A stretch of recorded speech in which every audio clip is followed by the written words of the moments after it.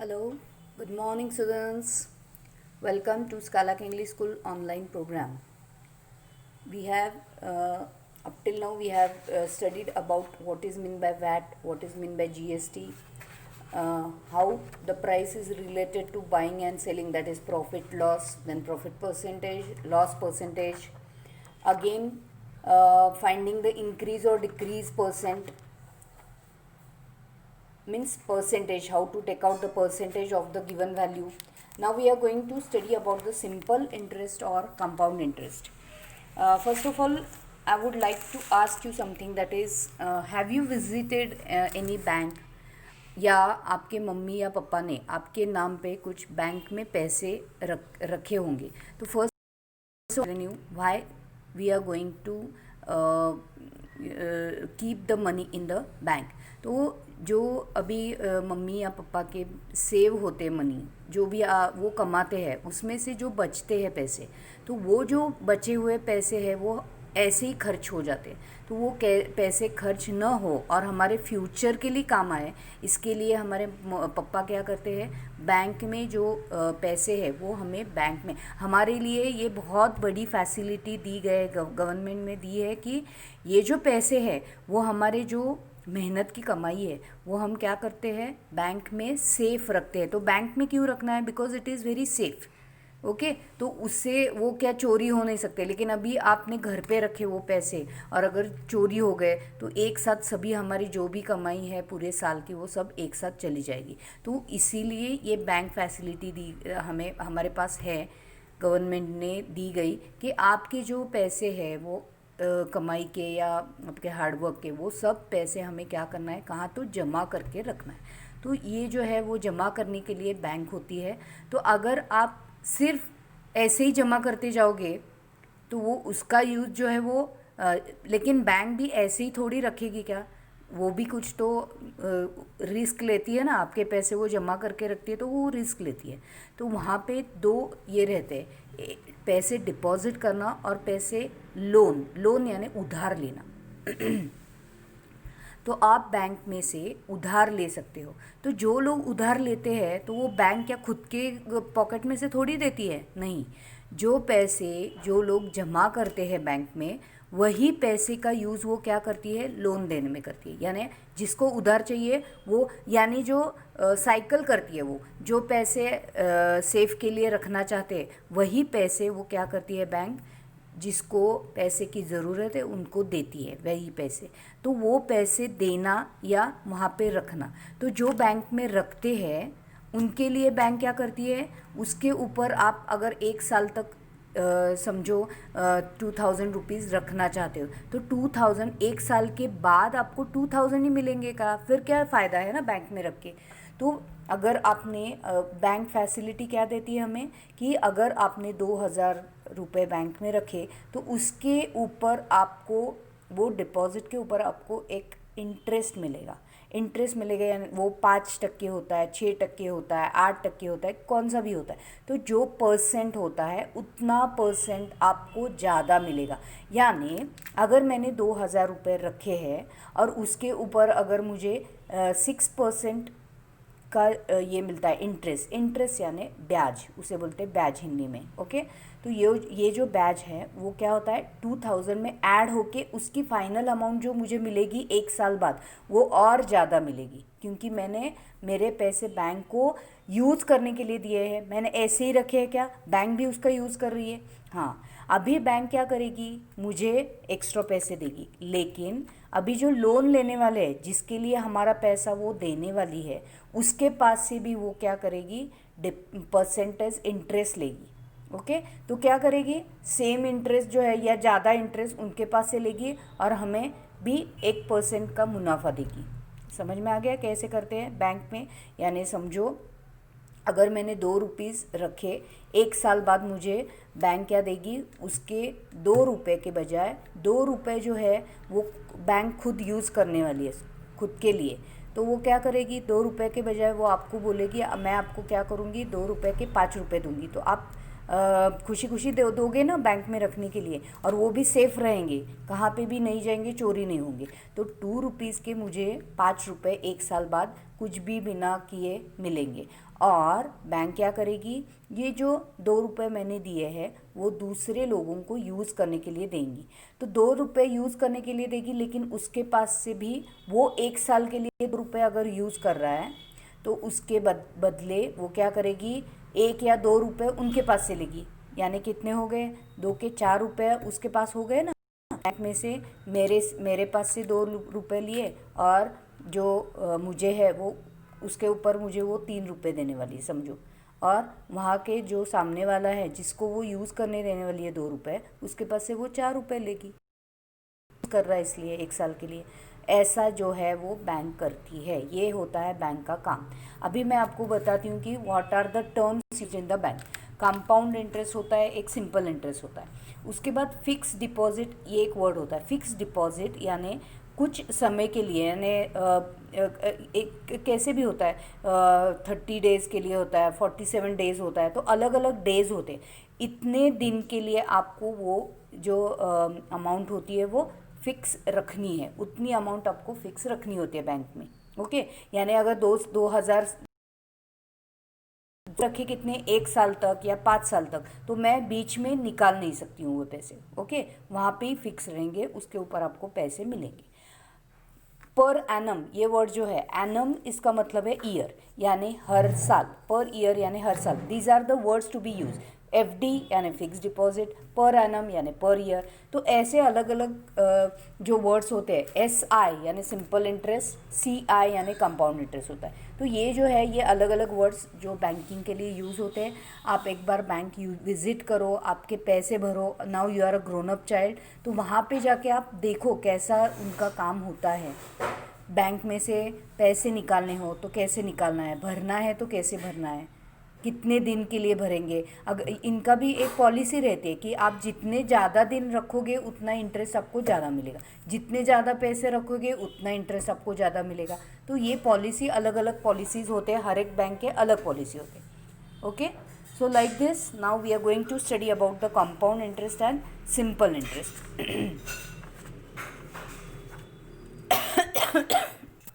Okay, तो first what is interest. Simple interest या compound interest में interest is the extra money paid by the institution like bank और post office. यानी आप post office में भी ये पैसे रख सकते हो या बैंक में, there are so many facilities given to you.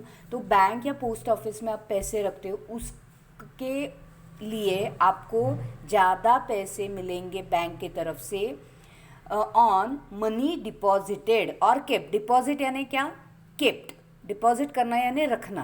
That money that you have kept in the bank with them, so that is called interest. Interest is also paid by the people when they borrow the money. जैसे मैंने बोला था, जो money borrow करते हैं यानी उधारी पे लेते हैं, उनको भी डिपॉजिट देना पड़ता है। ओके, उनको पैसे एक्स्ट्रा देने पड़ते हैं, और जो डिपॉजिट करते हैं पैसे, उनको क्या करते हैं, ज़्यादा एक्स्ट्रा अमाउंट मिलती है। Okay, so we already know अब how to calculate the simple interest, जो है वो लास्ट ईयर हमने देखा था। IPR अपॉन यानी interest amount and rate of interest upon 100, that you have already known. Okay, simple interest calculate कैसा है वो आपने देखा है। This is the formula, that is IPR upon 100, because this is percent mean 100. So what is mean by I, interest, कितना interest है उसके लिए, 2%, 3% जो भी है। Then P is I is interest, P is, तो आपको ये मालूम चाहिए, I means interest, P means principal amount यानी ओरिजिनल अमाउंट कितनी है, principal amount, and R means rate interest, कितना रेट ऑफ इंटरेस्ट है, 2%, 3%, 5%, 8%। ओके, तो वो परसेंट में आता है, rate of interest, that is which is comes in the percent. Okay, ये इंटरेस्ट है, principal amount, and this is rate of interest. So first of all, I will explain you about okay, and what is mean by compound interest and what is mean by simple interest. So first I will explain you about the simple interest or how to calculate it. Okay, so one sum is given to you in the book. A sum of rupees 10,000 is borrowed at a rate of interest 15% per annum for 2 years. Find the simple interest on this sum and the amount to be paid at the end of 2 years. अभी यहाँ पे आपको समझ में आना चाहिए, यहाँ पे बोरो किए यानी उधार लिए है बैंक में से 10,000 रुपीज़ कितने साल के लिए है? 2 साल के लिए. ओके, 2 साल के लिए मैंने बैंक से 10,000 बोरो किए, उसके ऊपर रेट ऑफ इंटरेस्ट कितना है? 15% है. तो मुझे 2 साल बाद बैंक को कितने पैसे ज़्यादा देने पड़ेंगे, ये याद रखो आपको. ओके, तो अभी पहले हम क्या लिखेंगे? On ₹100 the interest charge for 1 साल के लिए 15 है, because it is per annum. 1 साल के लिए 15, और मैं रखूँगी कितने साल के लिए? 2 साल के लिए मैं रखने वाली हूँ.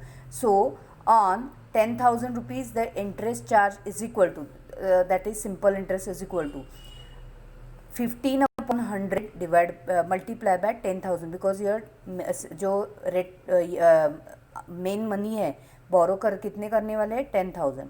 सो 15% ऑफ 10,000 हमें निकालना है. सो 15% ऑफ 10,000 यानी कितने रुपीज़ हो गए? 1 साल के लिए मुझे कितना भरना पड़ेगा? 1,500 देना पड़ेगा बैंक को. तो वही अभी 2 साल के लिए निकालना है. सो 15 मल्टीप्लाई बाय 2 दैट इज़ 3,000, यानी मुझे 10,000 प्लस 3,000 देना पड़ेगा. ऐसा नहीं है सिर्फ 3,000 देना है, मेन अमाउंट जो प्रिंसिपल अमाउंट होती है वो प्लस रेट ऑफ इंटरेस्ट की वैल्यू कितनी? 10,000, यानी 10,000 प्लस 3,000 यानी 13,000 मुझे देने पड़ेंगे बैंक को after 2 years. So how it is calculated? आपको मालूम है 100 के ऊपर 15 रुपीज़ मुझे चार्ज करना है, तो 10,000 के ऊपर कितना करना पड़ेगा?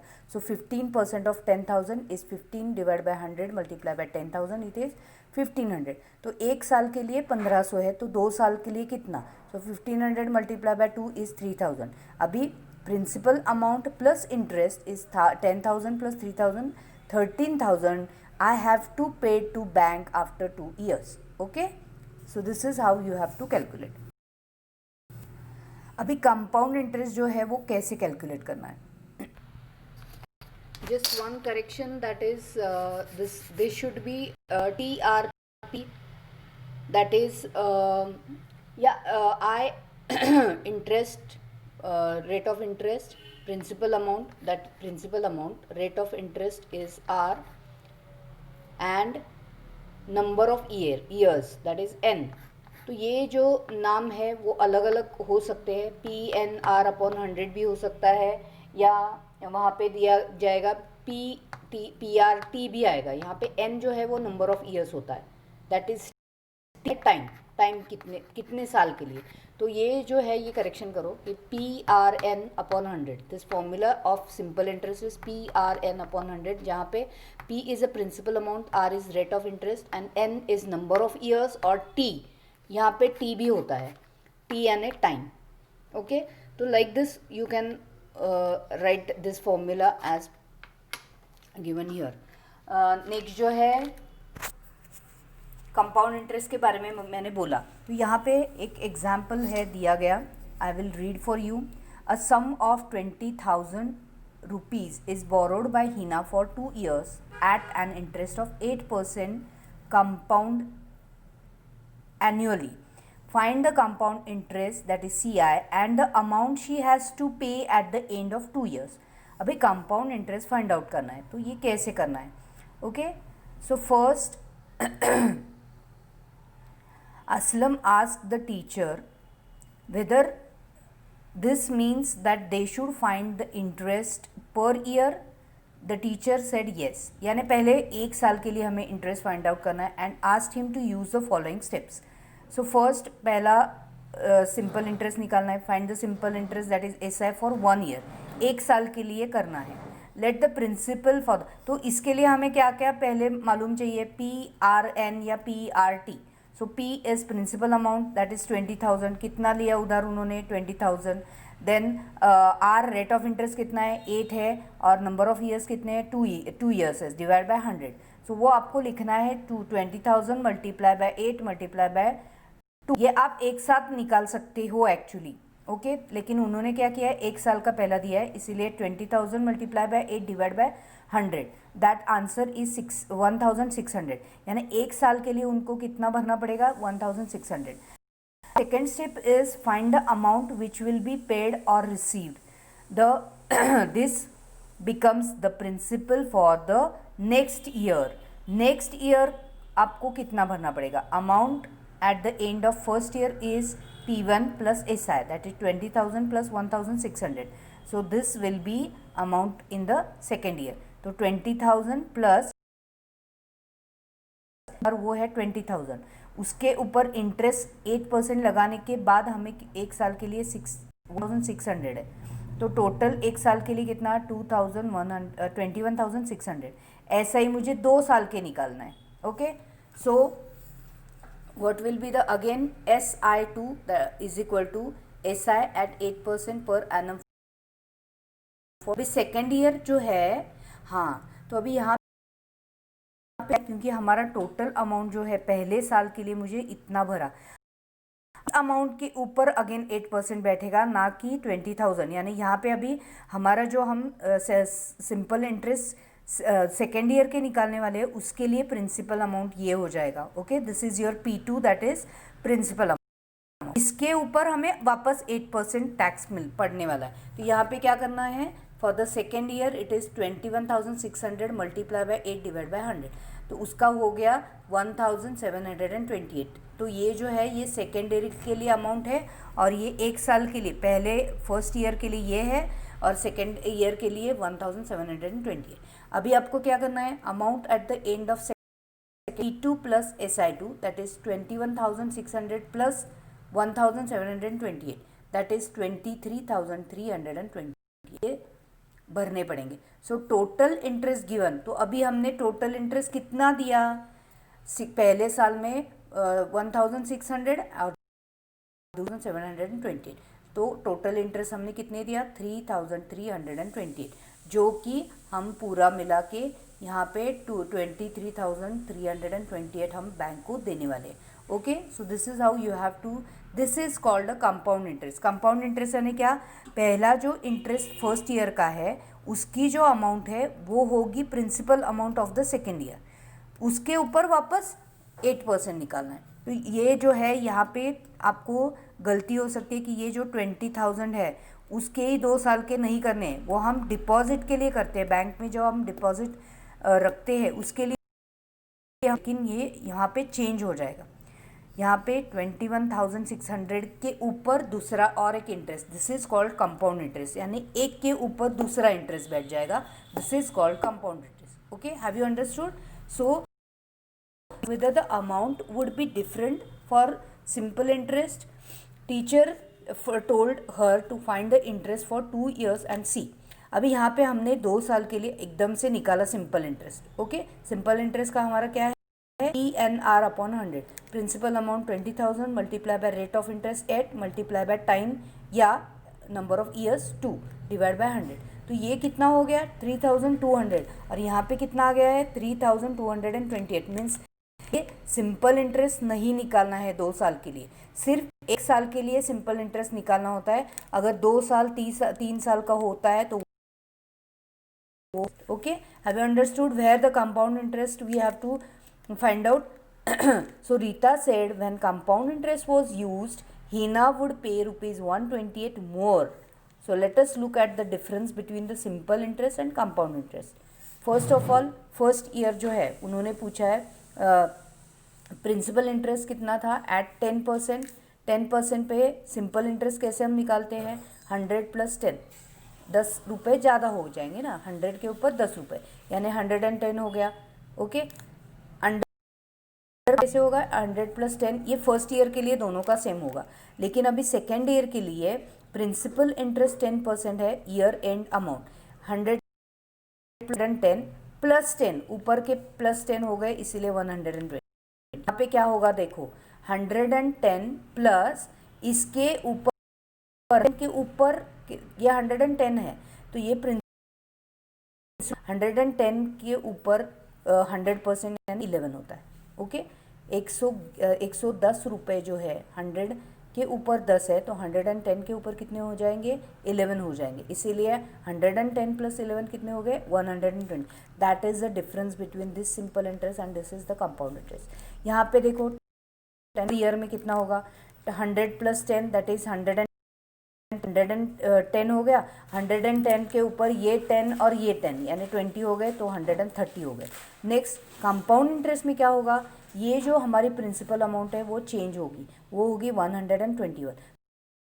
तो 1 के ऊपर कितना होता है, 21 होता है, सॉरी 12 रुपीज़ होता है। सो 12 रुपीज़ पॉइंट 10 पैसे होता है, तो हर एक के ऊपर percent. Okay, so 121 plus 12.10 that is 133.10। तो ये आपको डिफरेंस दिख रहा है कितना होता है। सो this is how the simple interest and compound interest is find. Okay,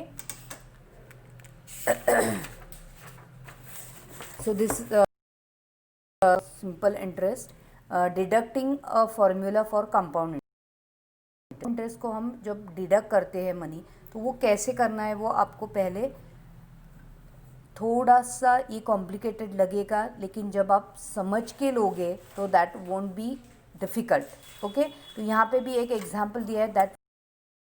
okay, so Zubeda asked her teacher is there any easier way to find the compound interest, जो कि हमने पहले SI1 किया फिर। So the teacher said there is short way of finding the compound interest, let us see. Okay, तो compound interest कैसे करना है, suppose P1 is the sum that is principal amount है P1, हमारी P1 is the principal amount on which interest is compound annually.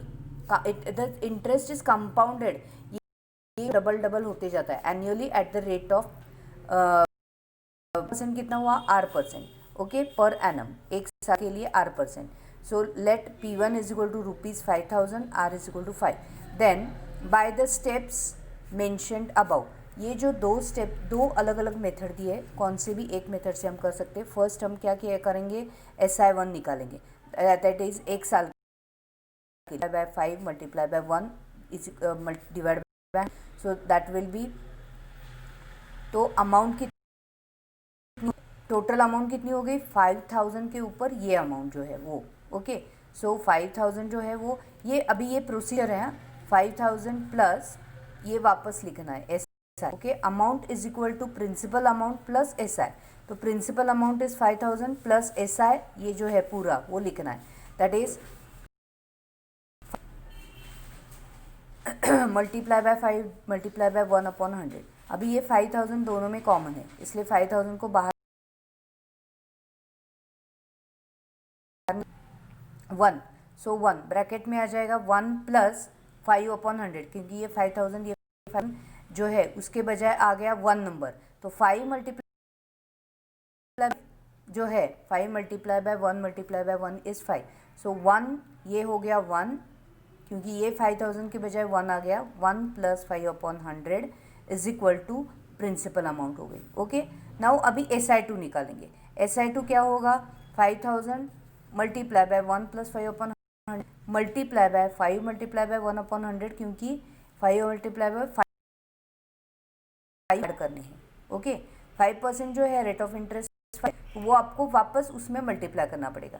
So again अभी ये amount और ये अमाउंट मल्टीप्लाई कर सकते हैं, क्योंकि ये मल्टीप्लिकेशन है।